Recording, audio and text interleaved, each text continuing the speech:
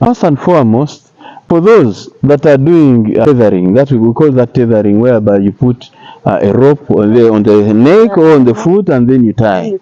Those are small scale farmers, meaning he's able to tie 6, 7, 10 goats and be able to tie them, graze them. Sometimes it's because the person is not having the capacity or it does not feel the need to employ somebody to go into full-time herding of the animals. He feels he can use that money to save and maybe venture by buying the ropes. He knows it will take maybe 6 months before the rope is spoiled. And so if he's going to incur, say, 3,000 per rope, or 5,000 times maybe 10, it comes to 50,000.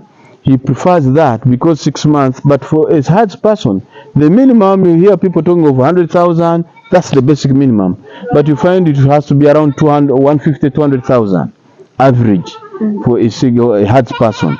Remember, the person is also struggling going to the gardener, just like you said, and is living from hand to mouth. He may not be at the level of having a structure and goats in numbers and be able to what? To look after them using a herds person. In those cases, you'll find that those goats are normally tied around the veranda of the house. So when it rains, it normally hits them. You find they are very cold. You generally find that they have their own challenges. So for the fact that such farmers, normally they are venturing into local goats, which are hardy, as I told you. So much as they are on the veranda, they are not going to suffer so much if you are a different breed. He would not do that mistake if they are these crosses or boers or savannas or Kalaharis. They'll just die on him. Secondly, you've noticed that such farmers don't even do vaccination. They don't even do deworming. Find those goats when they are generally emaciated, not as good. There are those who do it, and you find that they are determined, and they do the deworming. You find there's 5, 6, 10 goats on the veranda, quality goats. Those are no, and maybe they are just either lacking space.